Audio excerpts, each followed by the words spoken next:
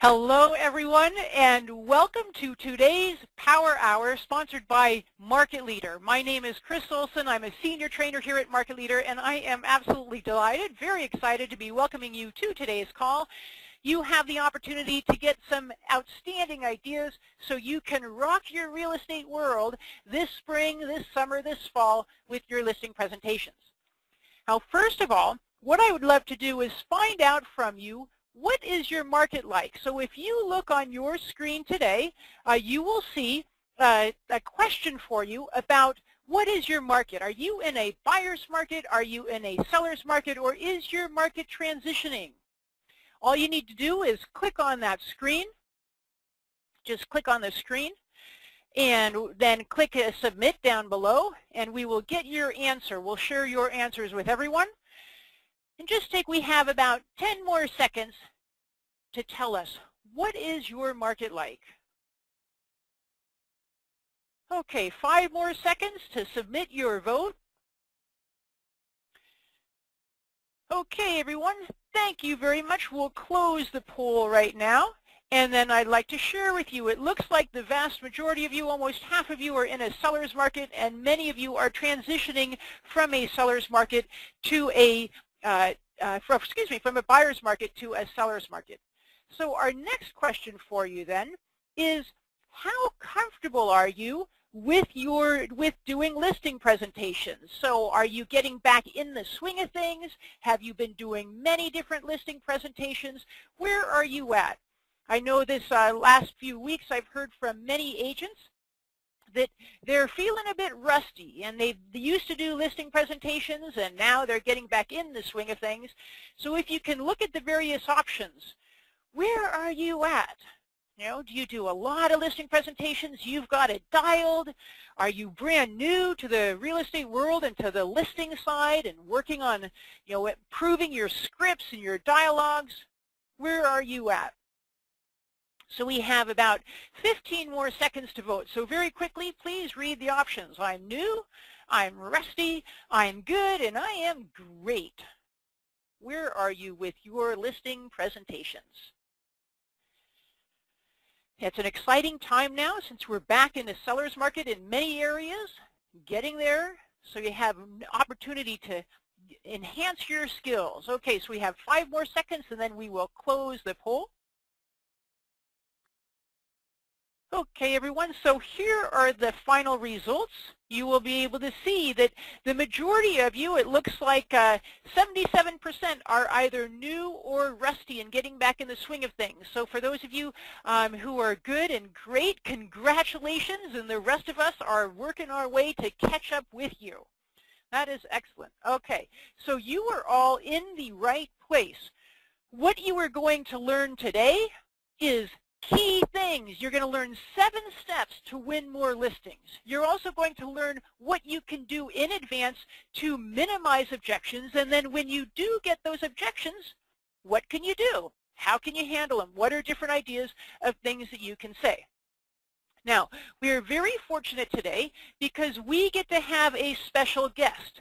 Lindwood Parker is here. He is the Vice President of Operations up in Anchorage, Alaska, for a real estate group up there. Lindwood has been in the business for 10 years. He's outstanding at listing presentations, and he has done so well that he has now advanced just recently to the Vice President role for his team. Earlier in conversations when Lindwood and I were talking, one of the things he told me, for example, about his listing presentations is just last fall, in literally only 2 months, he won $3 million or over $3 million worth of inventory. It was just last fall, and all of those listings except for one have already all sold. That last one, the only reason it didn't sell is because it was a short sale and the bank and the homeowner had a glitch. So clearly outstanding at winning listings and getting those listings sold.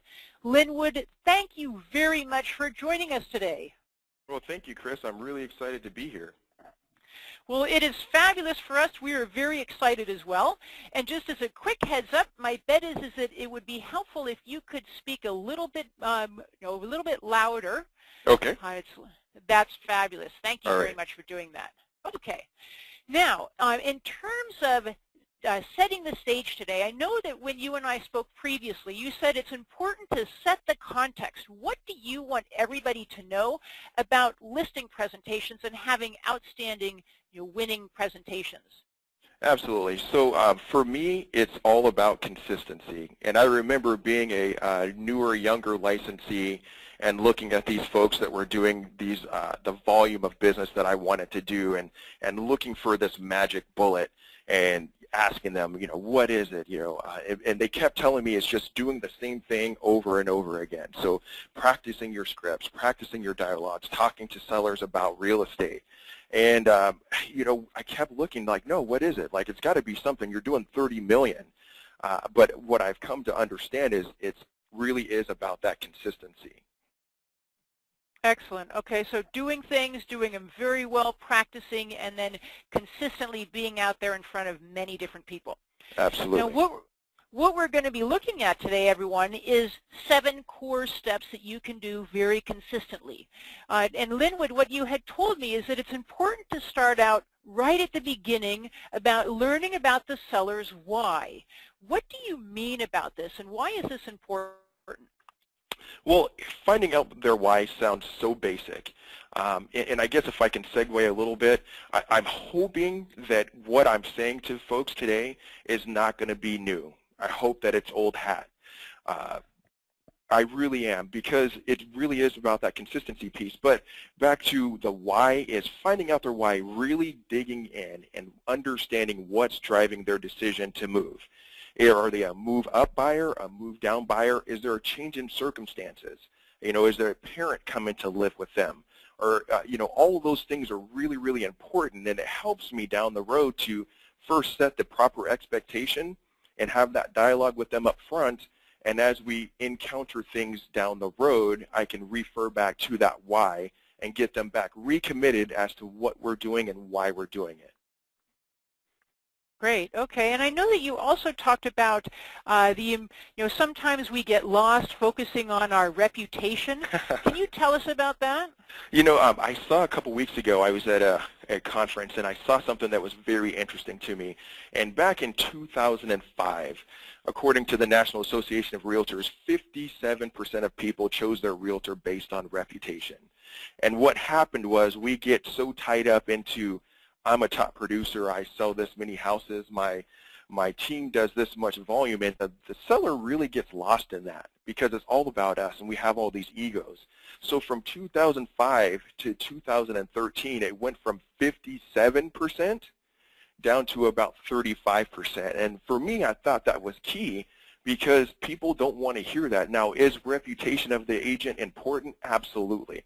But it's not as important as it once was, because people have been harmed by those individuals coming in and doing what I call practicing gypsy real estate. So they walk in and they spout off some number, and then the conversation quickly goes back to how awesome they are. So, really digging into that why and understanding that helps to bond you with the client as well. Sure. So it's all about them, what we can do for them. They're obviously the key, the central role for this entire transaction. Absolutely. Now, one of the things that you told me is that once you find out their why, it's critical to reframe it. What do you mean by reframing it? And can you give us an example of how you would do that? Right. So once they tell me that their goal is to move to Michigan, let's just say, and they have to be there based on a job transfer, and they need to be there by June. So I help them build a timeline on what that looks like. And what I mean by that is, in our market, the average days on market is 46 days on market. It takes us approximately 45 to 60 days in order to close the escrow. So based on that information, we need to put your house on the market today in order to meet your goal of being into Michigan in June. And if we get any pushback, or if there's any, if they don't agree with the pricing or any of that kind of thing, but they feel confident in my abilities, then I show them, based on the information they provided to me, how that will impact them. So if we don't sell the house by June, what happens then? Does husband go down to Michigan to start working and take the kids with them to get them enrolled in school and get them all situated, while the wife is back here? Now we have a fragmented family. How does that look? Whenever you get to Michigan, are you able to purchase a home, or do you have to sell this house first?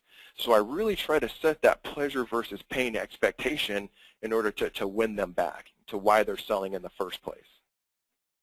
And one of the things that I appreciate about this is what you're doing is you're helping people be conscious about the impact of time frame. Here's their goal. Here's what that means for them in terms of when they need to start. And then that awareness also helps them, if they need to, helps them have a sense of urgency. Right, absolutely. So after yeah, and just really quickly on that, it really helps for me because I am a high I personality. So it really helps me to bond with them as well, because it's going from you're the real estate agent, you're our enemy because you're trying to sell this house and make money, to, you know what, I'm really an advocate for you. I have kids myself. I've moved myself. I understand your plight. Let me guide you through this process so that we can meet our common goal, which is to sell your house to get you down to Michigan by June. Great. Okay, so then that explains the entire reason why you need to have their why, because everything that you're doing is helping them get to their goal. Absolutely. Great. Okay, so you find out their why, you help them with the time frame, and then you said you're looking at the market. Can you explain what we're looking at here and give an example of how you would walk somebody through and show them the impact of different decisions? Absolutely. So in our market, we use what's called a total market overview, and this is prepared for us weekly. And what it does is it breaks down each particular price category, and it lets us know the number of houses that are on the market, what that absorption rate is, the original list price, the sales price, and what sellers are accepting in terms of offers and days on market. So my job is really to get them up to speed on the market. What's happening today?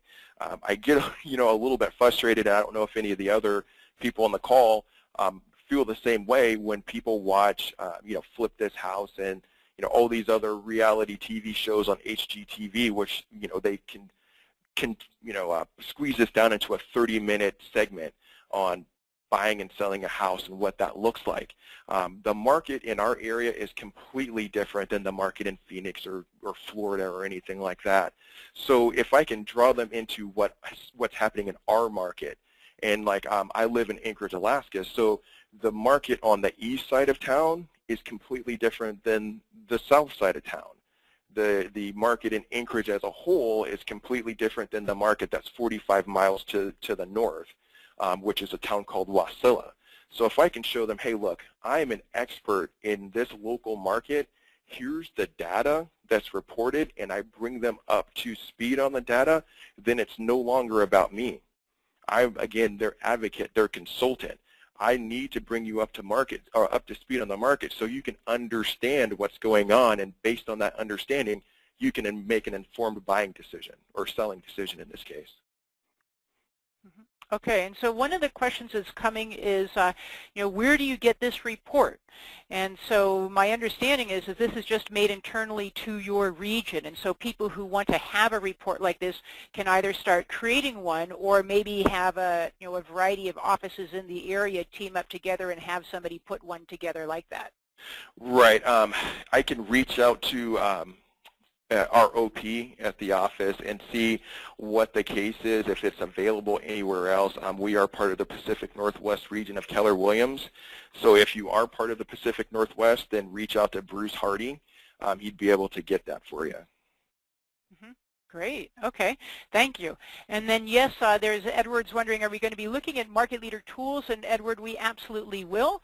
And so everyone stay tuned that we're going to be looking at that a little bit later today. Okay, so you walk people through here, help them understand the market, and then help them understand the time frame. If I put my house on the market for this price, then it will have this impact on the time frame. Yeah, Joy, is there anything else you want to say about that, Lindwood? I use a lot of humor, again, back because I'm a high I. But the other part about that, it helps me decipher what type of person I'm looking at. What type of person am I working with, and then I can tailor my approach to them. So all the while, I'm trying to find out what their personality profile is and what's their preferred method of communication. So if I give someone this sheet and we start going over it, and they're in over my shoulder, and I know that they're a high C personality, so I know I'm going to get off of the fluffy stuff, and I'm going to give them a little bit more of that computing data, let them do that kind of work. If they're the high D personality, I can curtail my search to them or my presentation to them, and if their eyes just glaze over in the back of their head, I know I probably shouldn't spend so much time here. Okay.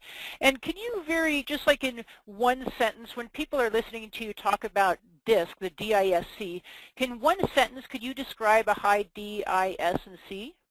A high D is the drivers, so we typically think of those as the high-level executives, CEOs, or business owners, doctors, those type of folks. High I individuals are typically the individuals that are a people person. So they have a ton of friends, they're the life of the party, they're a great joy to be around. Most of the population is S, which means that they're steady. They don't like a lot of change, they want consistency. And then the high C individuals are typically those critical thinking individuals. So architects, engineers, CPAs, those type of folks are typically most associated with the C personality. Great, thank you. And so then what you're doing is you're tailoring your presentation to your audience, to your homeowner, first by finding out their why and their time and putting it into a time frame, but then also by how in-depth you go into these numbers, because some people are going to love the numbers and want to spend a lot of time on them, and other people will not. Correct. Great, okay. And then it sounds like there's a lot of benefits for you in walking through these numbers and helping the homeowners understand the market. Right, because my biggest thing is to get it off of me and what I said, because we know what that looks like. So if I come in and I just throw out a number, then it's going to be, well, you said that our house was going to sell here, or you told me, and then how uncomfortable is that conversation? So if I can move that from me to the data and interpreting this data, the easier it is to have conversations that are difficult down the road whenever it comes to price reduction, or as we're querying our showings and finding out what's going on, it's a lot easier to have those type of conversations. Great. Okay. And then anything else you want to say about the benefits of sharing the data and having it on a something that's paper copy that's separate from you that they can look at? Not really. Like I said, again, I want to win them. I want to get them to my side. I want them to understand that I'm a market expert. And I want that trust factor and I've found with my presentation that I'm able to get that information with them, just because some people are going to be freaked out whenever they see this form with all the numbers and percentages. They're going to think that I am some sort of genius, and that's really what I want, because I want them to feel very confident in my abilities to be able to get their home sold. Mm-hmm. Great. Okay. And so in terms of, I know earlier you said you were talking about getting back to the basics and making sure we're consistent on things. So this is one of the things I imagine most people on the call do share numbers, but then it's how, when you're walking them through and you're being consistent on showing them the numbers, explaining it, but then also tying the numbers back to their goal and helping them be conscious or be aware of the impact of their decisions and how those relate to the current market. Absolutely. So then the next thing that I know you do is you share with them a 555 report. Can you tell us about this? All right. So, the 555 report is just basically the 5 active properties, which is their competition. So if we went on market today, these would be the homes that are relevant to yours that buyers would be looking at. Then we'll also look at the 5 that are under contract pending, which is what buyers are choosing. And then we're going to look at the 5 that are really relevant or most relevant to your property that the banks have chosen, meaning they've had an appraisal and they've closed that escrow. So what I do is I actually have a listing presentation on my tablet, and I will actually pull the 5 homes that have recently sold. And what I do is I'll say, okay, these are the houses that are most relevant to yours, and I will walk them through there. So this one's a 3-bedroom, 2-bathroom, this square footage, this size lot. We'll take a look at the pictures, and then I'll ask them, what do you like about this house? What don't you like about this house? And we'll go through that. And what will happen is I'll ask them, what do you think that house sold for? And then they'll give me a number, and then I'll say, well, it actually sold here. And what I'm doing is a couple different things. One, sellers always feel that their house is the greatest thing since sliced bread. So they always feel no matter what work needs to be done, what amount of upgrading needs to be completed, that their house is worth top dollar. So if I can start showing them objectively, this is what's happening on the market. These are the houses that are out there. And helping them understand the way you live in your house is completely different than the way you market your house. And if we're marketing your house, it needs to be as close to Martha Stewart as we can make it. So if I can show them and then they start beating up themselves over the house. So, oh my gosh, that house has a really nice kitchen. Oh, that one has the hardwood. And then they start thinking about them putting the hardwood in, or their carpet that's been a little bit thrashed because they've raised 3 kids and 2 dogs there. So they automatically start beating up their house, and it's not something that I have to do for them. They start doing it on their own. Great. Okay, so helping them see through the buyer's eyes and see their house from an entirely different perspective. Absolutely. Because remember, a seller has 1 house to sell, a buyer has 500 to choose from. And they're usually going to choose the one that represents the best value in their given price category. Mm-hmm. Okay, great. So a couple of questions for you on that. One is people are asking, do you use a CMA through your MLS, or do you just pull up the different 555? How do you do that? No, what I do is I'll actually go through and select. So through our MLS, we have what's called a 5-up report. So it's a very brief, generic form that has a picture of the property and then whatever data you put on there. And then I'll also use a statistical report, which will then categorize my 555, and then it'll give me an average, high and low, and then days on market, so that we can look at that at the end. Okay. Great.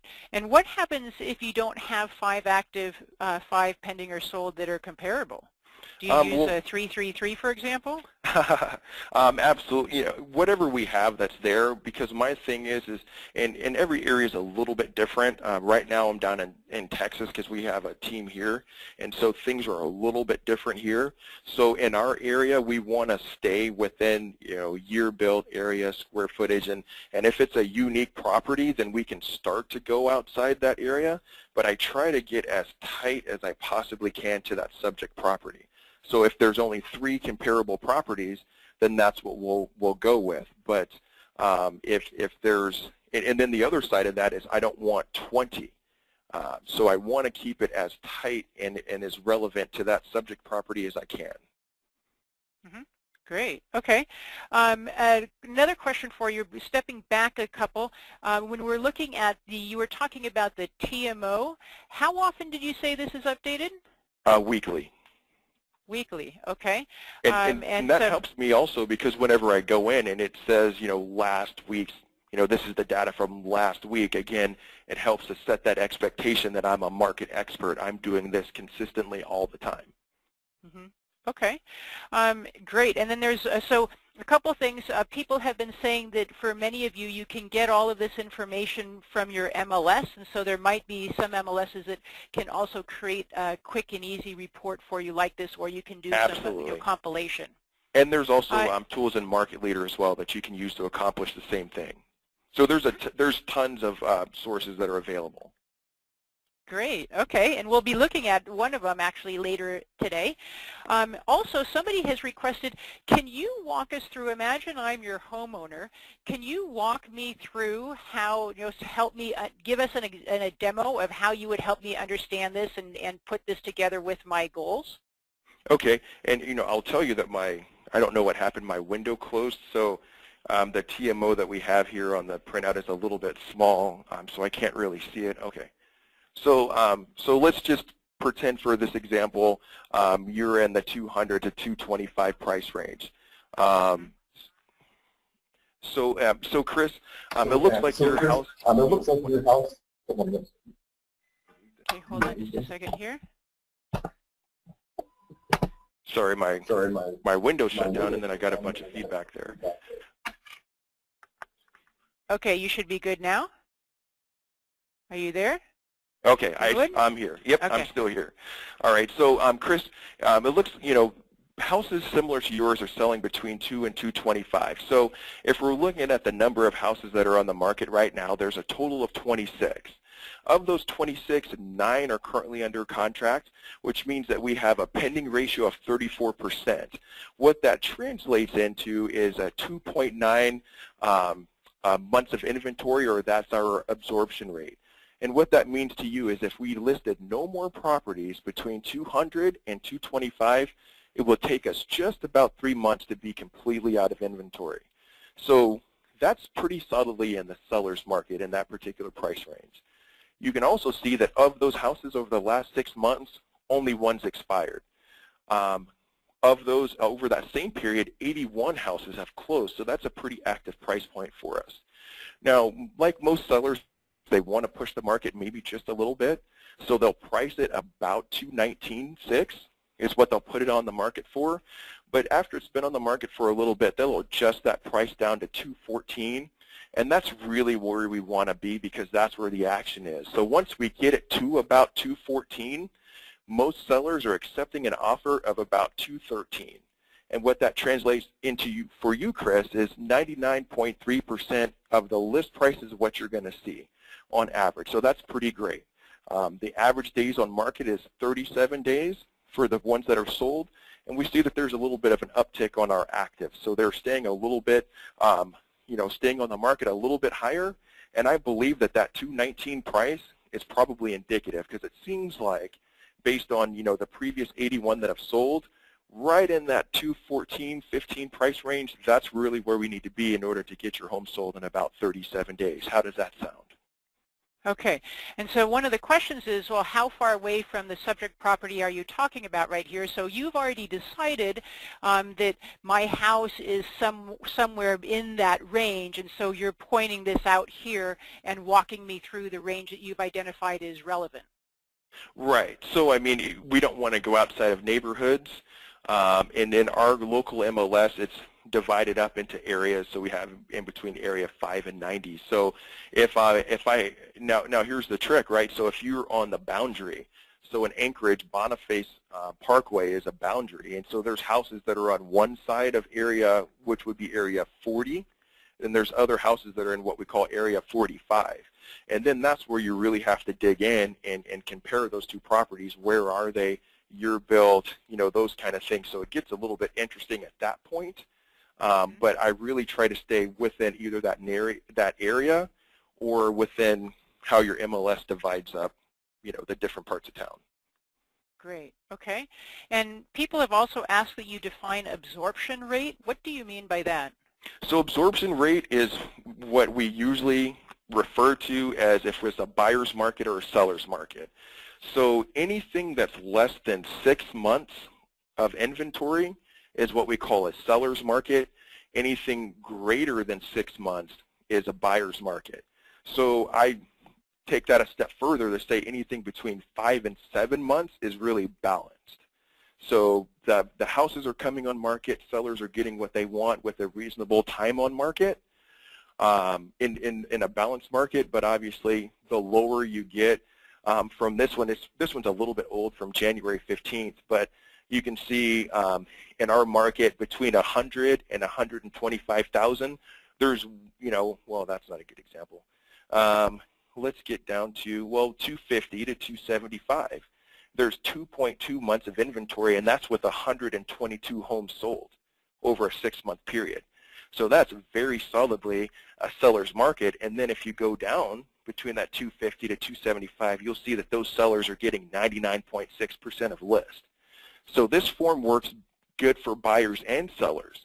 So you can tell your buyer that, hey, in the price range that you've selected, most sellers are getting 99.6% of list price. So that way you can alleviate writing those ridiculous offers. You know, it's listed at $275 and you want to offer them $230. Okay, and how do you determine which row to start off at? You know, imagine maybe I think my house is 250 and you're thinking it's more 215. How do you decide which row to use? You know, I usually just go off of the number I came up with. So, and I'll ask them that. So, you know, where did you, in my initial conversation, whenever I speak with them, hey, what would you like to see for your house, or how much do you believe your house will sell for? Then what price won't you go below? And most people are going to answer that question. Mm-hmm. And then so based on that, now I know which hill I have to climb. So if, like in your example, if they're saying it's worth $250, I'm thinking it's worth $215, I know I have a bunch of work ahead of me. Yes, that's right. Being the ambitious homeowner, yes. Absolutely, because it's the Taj Mahal of all the condos over on McCary Street, right? That's right. Okay, so a couple things to point out to people. You know, this report right here, what's important about this is that this is a separate, it's something that you can, you can give the homeowner, you can walk through it. It's not just words and numbers that are coming out of your head. You're actually pointing to, one, accurate data, and two, data that you're holding. So then it's helpful for, taking the conversation from me to we, for working together to educate the homeowner and help them get a better grasp about what's going on in the market. And then you can also use this together while you are talking about the 555 or the 333 report. Now you can get this from the from your MLS as well. Absolutely. Okay, so yeah. Okay, so you've talked about, so we've looked at, you're giving them the 555 report. You're helping them look at their home through the buyer's eyes. Now then what you also said is critical is that you want to differentiate yourself and your team based on your marketing strategy. So can you walk us through this process? If you're going to help me understand how you're going to sell my home, what would you tell me? Well, most sellers are looking for us to market and sell their homes. That's why they contacted us. And Market Leader, we partner with Market Leader on our website, and that's where we really excel. So we are very good at being able to, gather buyers on our website, because we know that 90% of buyers, 88% of buyers, I believe it's 100% of buyers, use the internet in their search. So what we do is we have a variety of different advertising, and I know that everyone has the same thing, but what we do different is we blog about neighborhoods. That's probably one of the #1 things that we're doing, is we're getting very hyper-local. So believe it or not, people actually care about where their kids go to school and what the neighborhood is. And especially if we're talking about those Generation Xers, because those are the folks that were damaged the first time they bought. And what I mean by that is they bought at the height of the market, so 2006, 7, 8. So they're very concerned with their value. They don't want to get hurt again. Those were the people that were underwater or maybe wanted to sell their home and can't. So we have a lot of blogs, a lot of information about neighborhoods. We do use pay-per-click advertising a little bit, but what we want to do is drive traffic to our website. And we're really great at that. And that allows me to do a couple things, because I can log into our Market Leader back end, and we're on Business Suite, but I can show them the data on our website. So how many buyers use our site every single day? What type of houses are they looking at? How many times have they looked at this house? Have they shared it with anyone else? And so my team is very good at being able to provide high-level customer service to those individuals, because we know what they're looking for. And who's better at selling your house than me, Mr. Seller, because I've been here and my team has been here? Or do you want to leave it up to someone over the internet in order to sell your home? Great. Okay. And so you're talking about, you mentioned your blog. I know also you were talk often with people about how you make your website their one-stop shop. How would you walk me through that? Well, so let's take, for example, someone is blogging about Geneva Woods. So they're looking for homes in Geneva Woods, Anchorage, Alaska. So they go there. They find a blog about the neighborhood, and we use our Market Insider so they can see statistics and all the demographics on who lives there, what their education is, what the yearly income is. And then it'll have a link that says, see more homes for sale in Geneva Woods. So then they click on Geneva Woods or see more homes on Geneva Woods. Then they'll see all the active listings that are on Geneva Woods. And so now they can look at those listings, register for the website, and now they start looking. Well, maybe they decided that Geneva Woods really isn't the place that they want to be.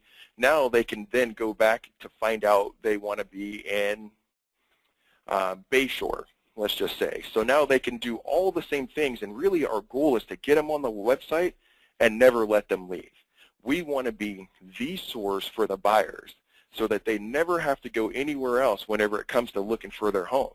And like I said, it gives us so many opportunities to be able to sell our listings, which is really what we want to do. Great. Okay. And then you also talk with them a bit about Market Insider. And what do you tell them about that? Well, Market Insider is going to allow them to see what's happening in their particular area. So by zip code, we can tell them what the houses were on the market for last month, how many sold, what the average price is. So again, letting them know that we're your advocate, we're your market expert. We're going to give you all the data to be successful in this endeavor, which is selling your home. We also realize that most sellers start out as buyers on websites, because they don't know where to go. They don't know where to get that relevant data. So sometimes they'll show up on our market leader as a buyer because they're gathering content about their neighborhood.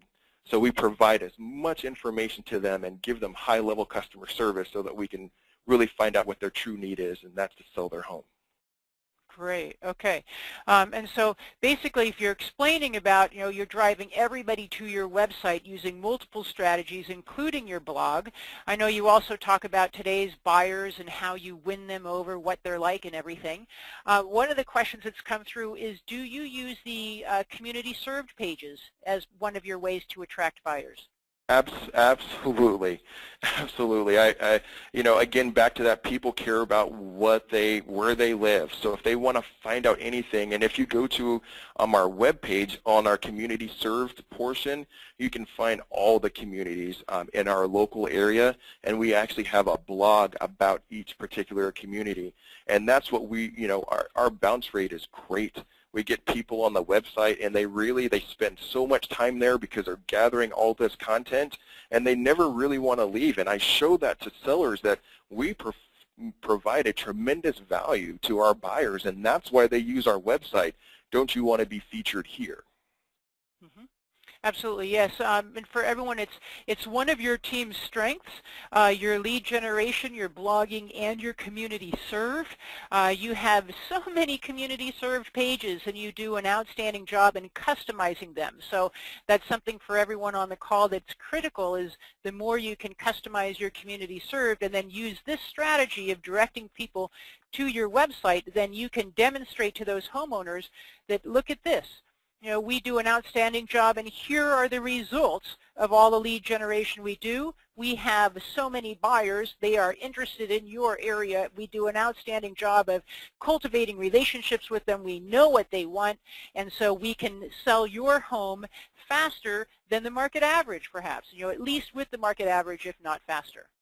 Right. And I don't know this call is about the listing presentation, but really sellers want to list with you because they feel that you can get the job done.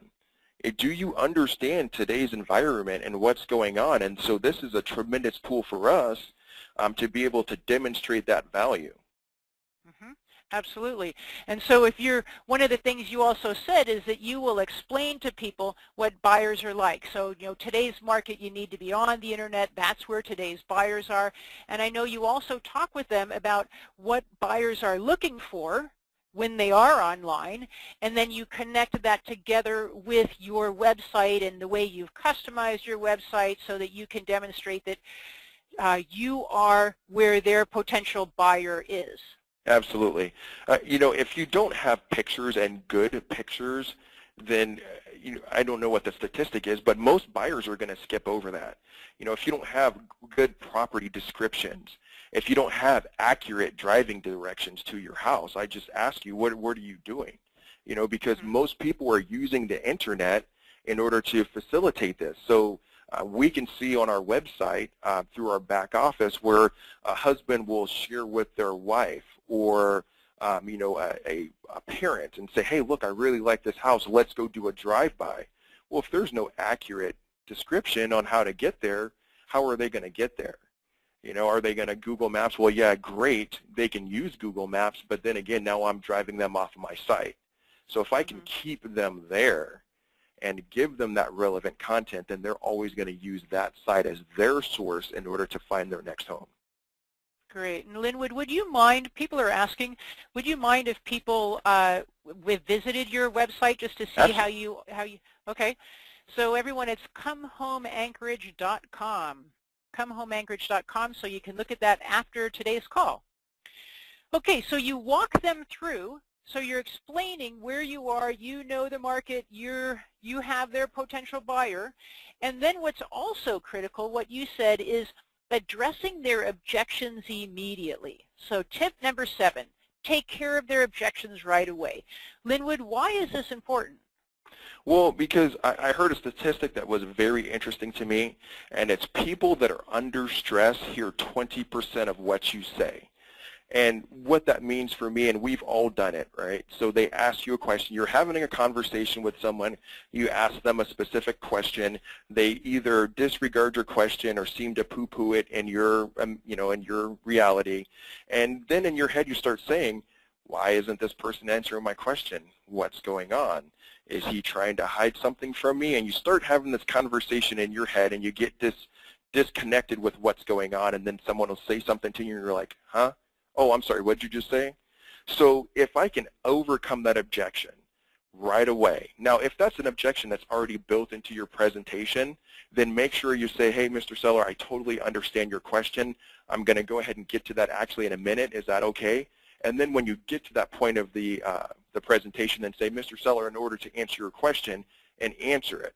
But if you don't buy that mind space back, I really want to buy that mind space and get them back connected with me so that they're not involved in their head. Perfect. Okay, thank you. So one of the common objections that agents struggle with is, I want to talk with another agent. How do you handle that? You know, I just get back to providing that value. So I'll ask them, okay, is there something that I didn't say? And I guess let me back up. What I normally do is if I know that there's going to be another agent, I want to go last. So if they're interviewing other agents, if at all possible, I would like to go last so that I can ask that question. So if they would like to continue talking with another agent or have a conversation, then I would like to ask them, is there something that another agent told you that they would do that I didn't address, or is there something that you were expecting that I didn't cover today, so that I can really find out what that objection is and dig down. And then once I know what the objection is, I can overcome that. Okay, great. And so imagine if I tell you, well, I want to talk with another agent because another agent told me that they can, I'd like to be able to sell it for more. Or maybe if I tell you, well, the person before you said that they can sell it for more. What would you do? Well, I would ask them how they arrived at that number, and if they had a copy of their comparative market analysis. What I've found is that sometimes people will use erroneous information, meaning they will use properties that aren't truly comparables. So are we comparing a ranch or a rambler to a two-story? Are we comparing split levels to ranches, two-car garages to one-car garages without any type of adjustments?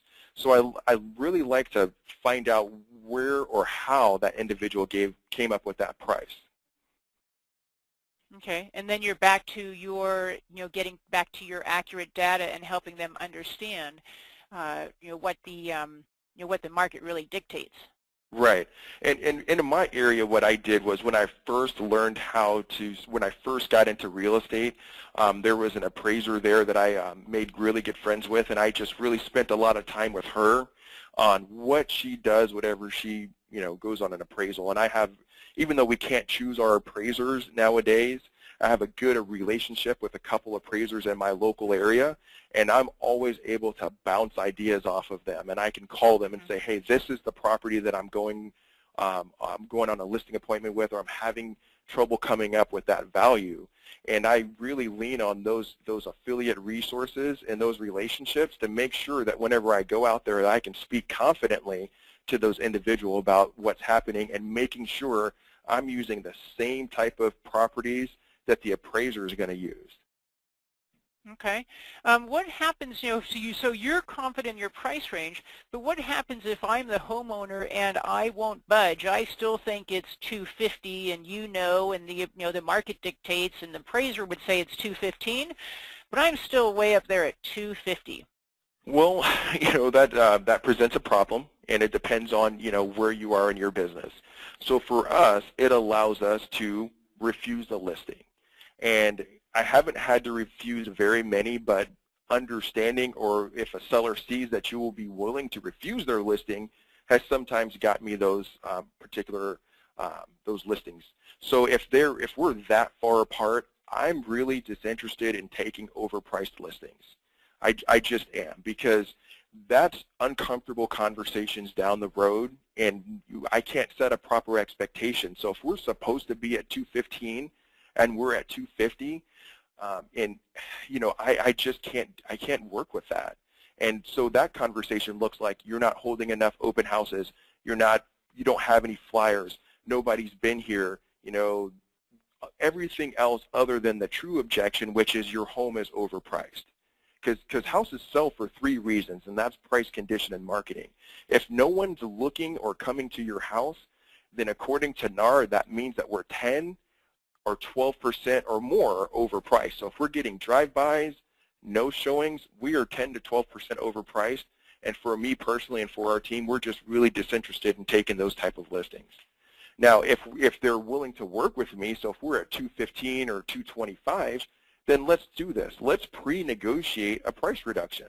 So, Mr. Seller, I will be willing to take your listing at 225, and we'll market it for 30 days, and then we'll, if we don't receive any offers, or if we don't get 10 or more showings or an offer within that first 30 days, let's agree to list it down at that 215 price. Okay. Great. Okay, so it depends on how high it is, and then you put that contingency in there. And I renegotiate it right up front. My big thing is making sure that we can set an expectation dialogue. And sometimes that looks like, well, I know what you're going to do. You're not going to market and sell my house at the 225 price. Well, understand what we have here is we have a marketing vehicle that once I plug it in, I can't stop it. So once we put it in and we start connecting it to the blogs and that type of thing, people are seeing your house. So if it's priced at 215 or 225, people are still going to see it. Now, they're going to take action on it because the buyers are more educated today because they can use the internet. They're starting their home search, sooner. So they're usually, 24 to 27 months out. So buyers are a lot more educated about the pricing and about what a house in a particular area is worth. So my marketing doesn't change if we market it at 225 or 215. Our results might. Okay, that makes complete sense. Well, what about this then? Kathleen, and it sounds like some other people are wondering, what happens when somebody says, well, there's either a discount brokerage in the area, or for whatever reason they say, sorry, your commission is too high. Like, imagine I'm telling that to you now. What would you say to me? Well, there's so many objection handlers that you can have for this. So especially on those discount brokerages, I explain to them, Mrs. Seller, I totally understand that so-and-so brokerage said that they would do it for 4.5%, but I would ask you, that's their money. So if they can't negotiate their money or take care of their own money, how are they going to take care of yours? And then, most people will say, well, it's really about how much money I put in my pocket. And really what I feel is in the absence of value, then commission is an issue. If they don't feel that you're worth it, if they don't feel that you can get the job done, then they're going to balk over commission.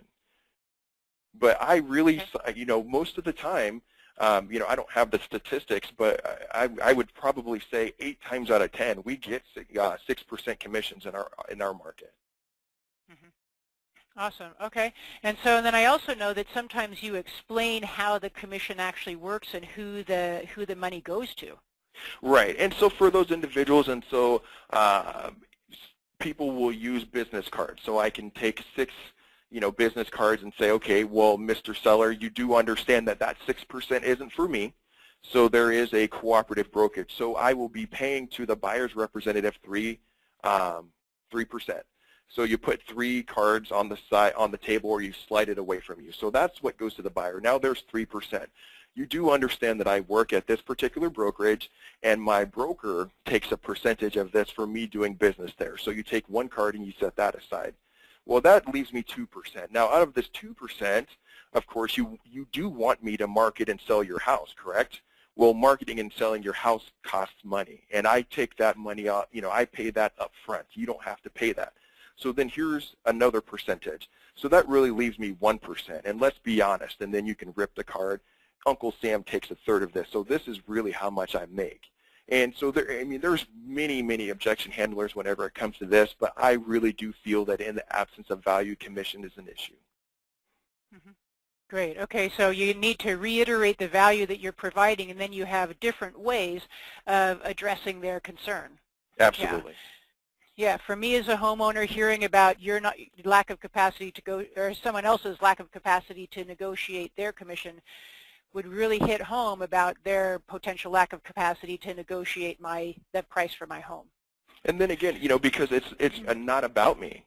It's about getting their home sold in the shortest amount of time for the most amount of, data. So please understand, Mr. Seller, that if we price your house correctly, that's going to be the best marketing tool that we could ever get. 80% of marketing is price. If your house is listed at $500,000, I can get 1 million, clicks on that property, and I will receive no offers, or I'll get really ridiculous ones.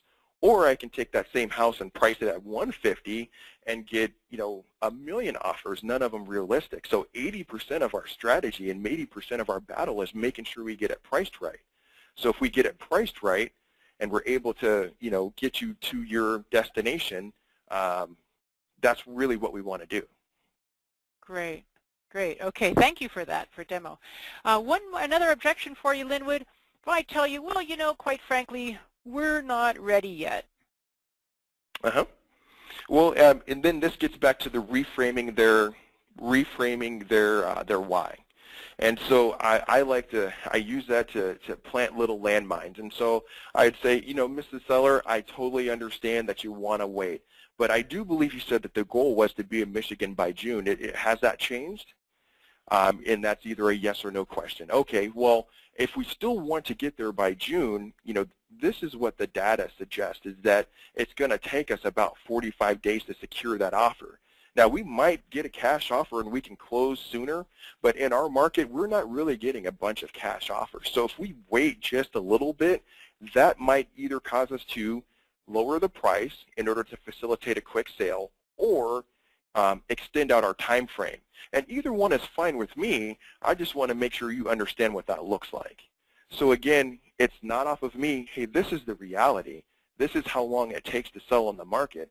It's not what I'm saying, it's what the market's saying.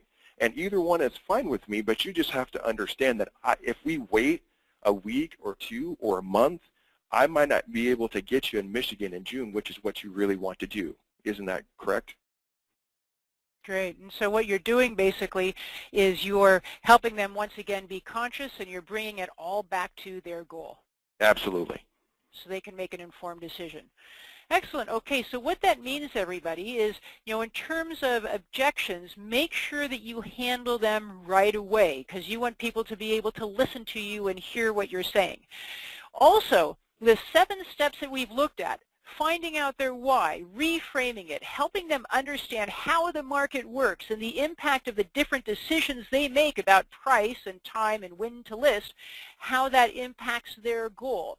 Sharing with them accurate data, the 555, and helping them see through the buyer's eyes their house so they can get a more objective perspective on their house.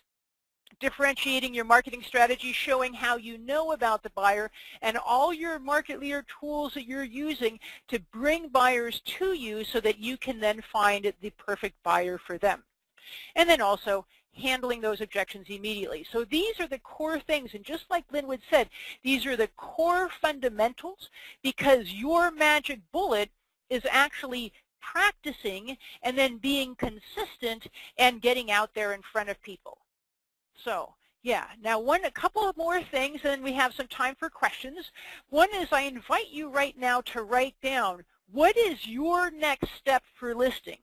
What is it, the next thing that you want to do that will help you improve your listing presentations, improve your conversion? Is it practicing? Is it role-playing? Is it creating a report like that? Is it mapping out your marketing strategy? What are you going to do for your listing presentations? And Chris, one other thing is along that same lines, defining your niche.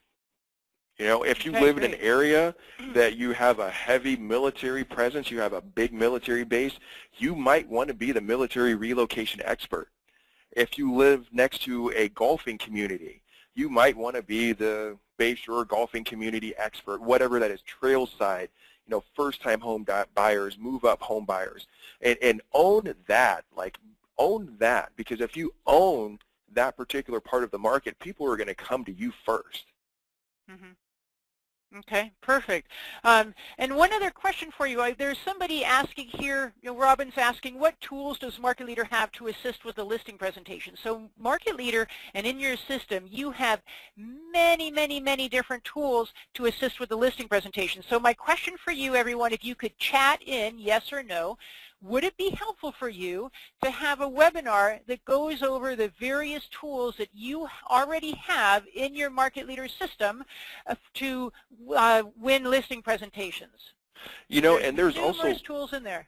Yeah, there's also the seller market report, and we use that as well, because what that will do is once you come up with a price, it actually will display the number of buyers that are registered on your website that are in that price range, and then the number of registered users within Market Leader in your area for that particular price point, and that's heavy. I highlight that part whenever I share it with the sellers, so they know how many people are already actively looking for that type of house.